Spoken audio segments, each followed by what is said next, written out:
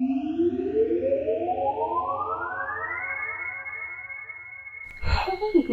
I'm Catrice McLeod, and this is Red Pill Gaming. Boo yeah. Or at least it was, but then I captured it, because I'm sneaky like that. One might even say villainous. Oh, but you don't even know. Well, let's fix that then, shall we? See, today we'll be covering a topic that promises to be a bit of a messy one, but also a rather important one. Monsters aren't born, they're made. So what does this mean? Well, first we need to cover the definition of a monster for that to make much sense. In role-playing games, for example, people tend to assume any non-humanoid that isn't an animal is a monster. Things like basilisks, dragons, heck, rust monsters even have the very word monster in their name. But that's only one form of monster. And we will be covering that aspect in a later series, but first and foremost, there's a different definition of monster. Someone who does something truly monstrous and abhorrent. Most people would call Hitler a monster, with pretty good reasons for such. This is the kind of monster we'll be digging into today. You see, monsters aren't born. Yes, there are people who are born sociopathic or psychopathic, but that doesn't make them a monster by default. It's still possible for the individual to curb their innate tendencies. One could even argue that the greatest heroes possible are those with a dark side that they choose to fight instead of those who are naturally loving and caring for all life who've never had any inner demons to fight in the first place. The important part, though, is that monsters, in the sense of individuals who are horrific people, don't start out as such prepackaged.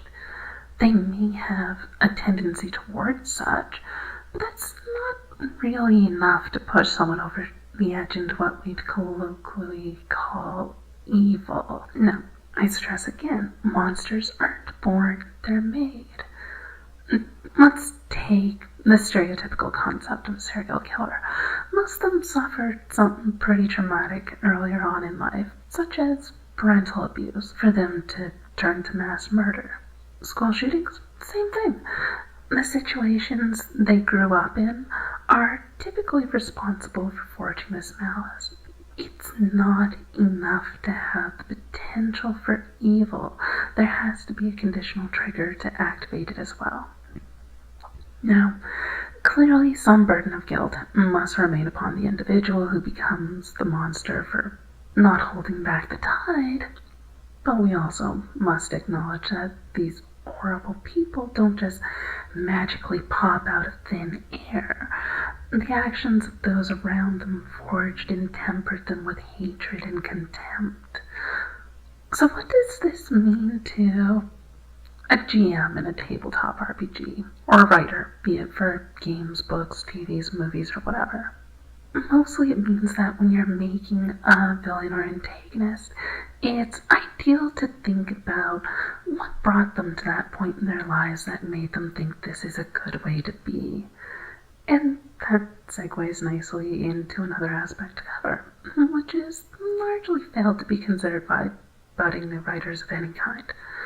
See, no one ever thinks they're the bad guy. The antagonist always feels they're the hero of their own story. They have reasons for why they do what they do. Justifications. Sometimes good ones at that. When a villain has a reason to be a villain, especially a perfectly legitimate reason, it forces the audience to think about the concept a bit more deeply. It's not just, I want to be evil. It's more like, I want to save them from themselves. Or, it's an awful thing to do, but someone has to do it. Or, they're monsters, so I'll destroy them. That one, at the end, brings us to another form of monster. To a villain, almost anything can be a monster. All throughout history we have examples of such, where two diametrically opposed groups label each other the monster, dehumanizing them and then feeling justified in their attempts at genocide. And sometimes they're successful attempts at that. A monster basically becomes anything that isn't part of your group or mentality. Anything with a different skin tone, a different body shape, different religious beliefs, different ideologies or values, you name it, and people will find an excuse to portray them as monsters and try to wipe them out for being different in some way, shape, or form. So, who truly is the monster then? The monsters being slain, or the monsters who are doing the slaying? The answer is typically yes.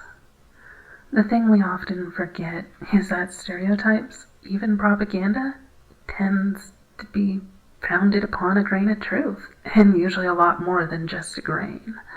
Hatred for a different group is almost invariably at least partially founded. There's no such thing as pure innocence, especially on a wide scale such as an entire civilization. There's no true victim class, as everyone harbors a degree of darkness within them. And the problem here is that one group can isolate and point to that small bit of evil in another group, and then jump all over it as justification for their own personal evil. Let's go into a semi-recent example here. One which is still boiling as of the release of this video. The Afghanistan War mixed in with the War on Terror. Both sides claimed that they were the good guys, that they were in the right, and they had God on their side, so they would win. They both claimed that the other side was immoral and evil, monsters worthy of destruction. And they were right. Both of them were monsters in their own right to a degree, to the point that fault could easily have been found from either side depending on who won the war.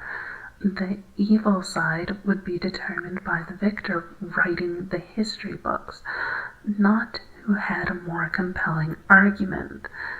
Justifications exist for any action taken, and all it takes for history to become fact is for the other side's version of the conflict to be removed from that very same history.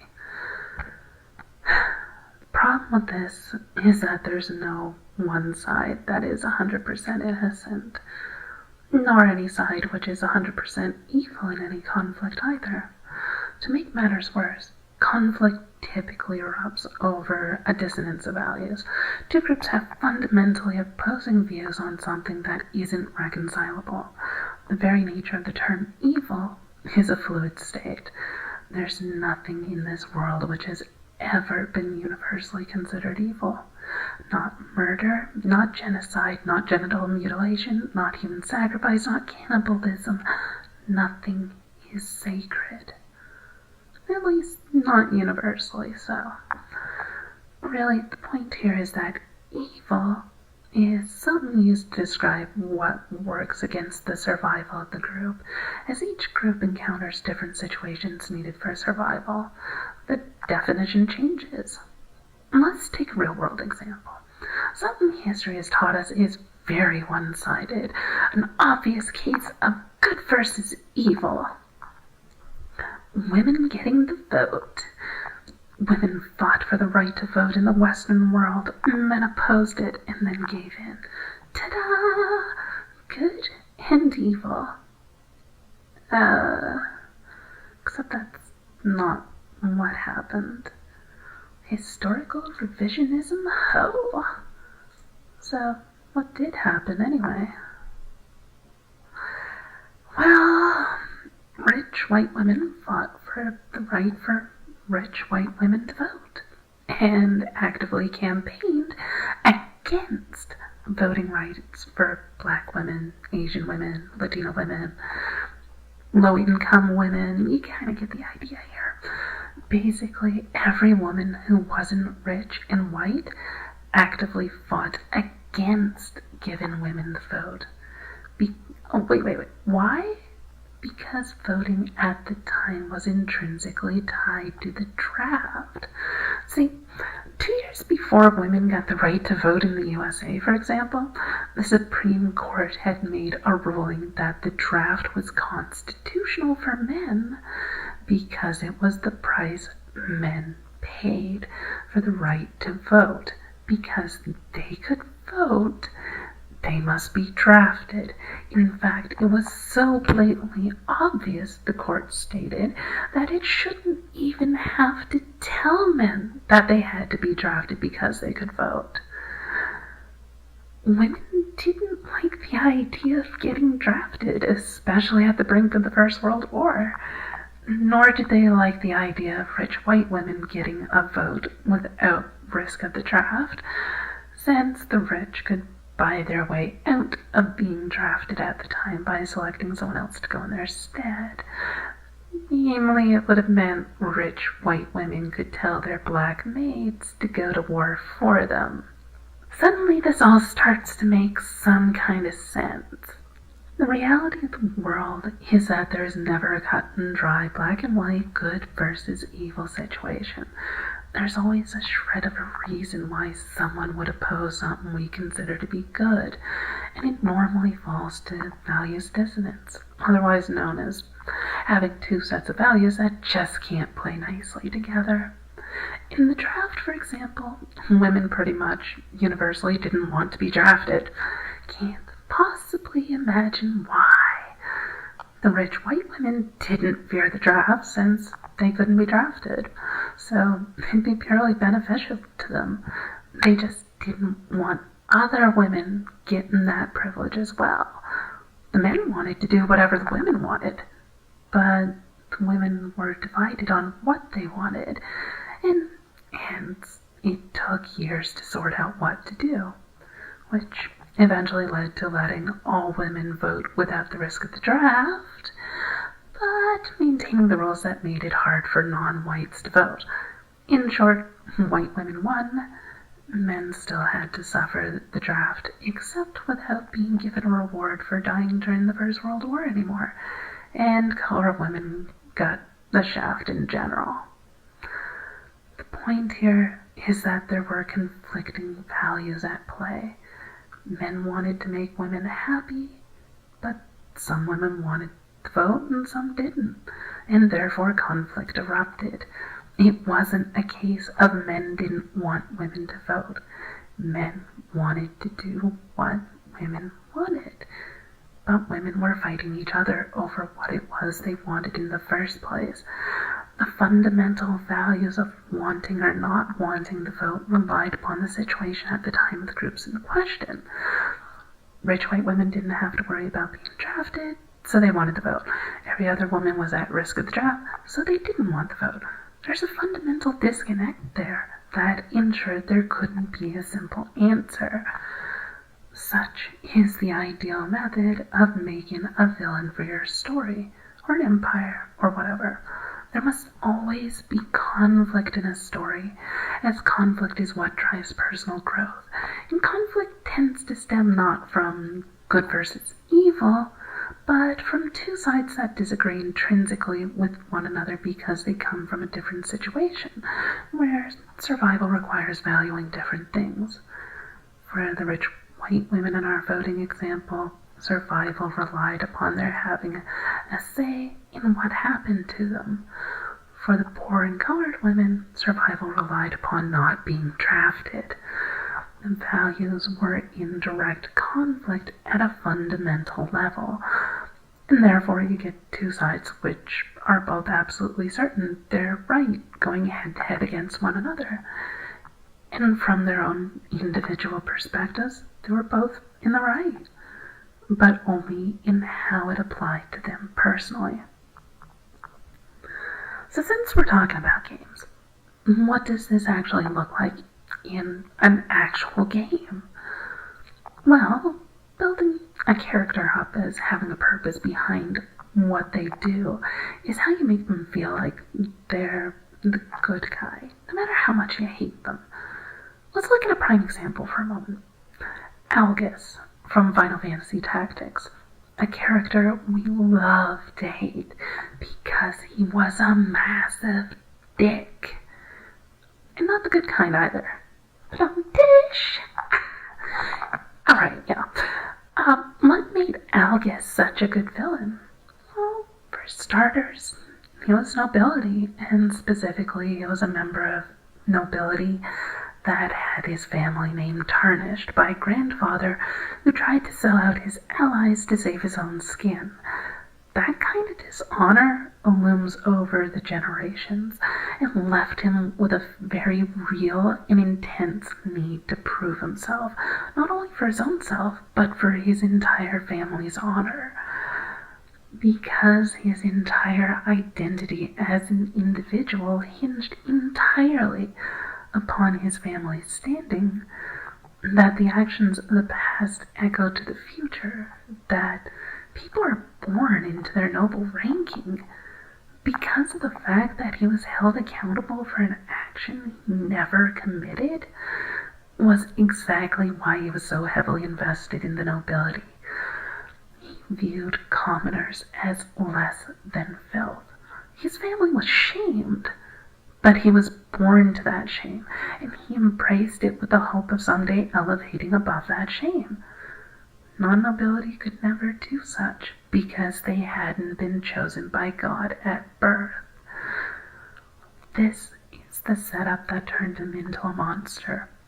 He went from being pitiable at first, where he'd been trapped with shame his whole life for something he'd never done, to showcasing that he considered commoners to be little more than animals, and Ramsa's best friend as perpetually beneath him. Ramsa, the protagonist of the story, and thus also the player, learned that Algus only liked Ramsa at all because Ramsa was born to a highly respected noble family, specifically the Beowulfs, which I'm probably mispronouncing, but whatever. This leads to a climax at the end of the first chapter where Algus murders an innocent girl in cold blood, one that was very close to Ramsa simply because she was in the way. She's literally being held as a hostage in front of a bandit, and Algus shoots her so that the bandit will drop her in horror, only to shoot the bandit next. He didn't value either of them. They were subhuman, beneath even contempt. Their lives meant nothing to him because he was of noble birth. That he had to suffer for his own birth left him open to being able to rationalize away making others suffer for their birth. As such, he was not just born a monster. He was only born to nobility. It was how others treated him based on his birth circumstance that led to him turning into a monster. And so, the innocent girl, Theyre, died simply for being in the wrong spot at the wrong time, and because a previous ally who the player had been sympathetic to in the past had decided to take her life because Algus didn't value her life in the slightest. This is what I mean when I say monsters aren't born, they're made. Had circumstances been different, had Algus not been forced to accept that his birth set his status in society, and continually reminded of it day in and day out, he likely would have had much more compassion. But he was turned into a monster so that he could complete a mission, one which would restore his honor and that of his family. His reasoning makes perfect sense to him and to those who manipulated him into that position, using his shame to control him. He was imminently expendable, and he never even knew. And that's how you make a good villain. One you hate with a burning passion, and yet one you pity at the same time. And one who not only crosses that moral event horizon, but breaks into a sprint to surpass all horrific expectations and then some. So, when you're making a villain, be it a single individual or an entire kingdom or country or whatever, keep in mind that they consider themselves to be the good guys, and they have a reason for doing so. You can make that reason twisted and demented to the point of requiring absolute insanity to understand it, such as wanting to wipe out all life in order to let their god take possession of the barren world wherein all life will then be resurrected in service to him. I mean, it sounds good by their opinion, since they can't see why anyone would want to live as slaves to their god. I mean, it's just being good to live your life that way, so obviously everyone else is just misguided, right? Make your monsters. They don't start out as monsters. They're forged by circumstance and necessity to become monsters. They feel that others in the world are the monsters, and they're the hero slaying the dragon. Any evil they may commit is for the greater good, so it's justifiable. Their values matter, and others don't. So it's okay if they harm others because the others are evil. Otherwise, they would have had the same values. This mentality plays out time and time again all throughout history. In the end, someone advocating for censorship, for example, is trying to protect others from harmful ideas and seeks to help people. The opposing value is freedom of speech and letting people decide for themselves what ideas are problematic or not. When these two sides clash, they both think they're fighting for the side of good. What determines good and evil in this manner is whether somebody thinks that they are allowed to be the arbiter of morality for others beyond their personal self, or if they feel no one has the right to dictate to anyone else what morality is. Something so simple as this can be the basis of conflict between sides, and they can both feel like they're the good guy and the other side are the bad guys. It really is that simple. So, anyway, until next time, support my Patreon. No. I meant to say, take care and make some awesome villains. Totally so. I suppose begging for money is pretty villainous, though. All I need is evil laughter and a fake mustache to twirl. Alright, yeah, I need to work on the laughter, but still, yeah, whatever. You are now hereby returned to your regularly scheduled red filling. Have a good day.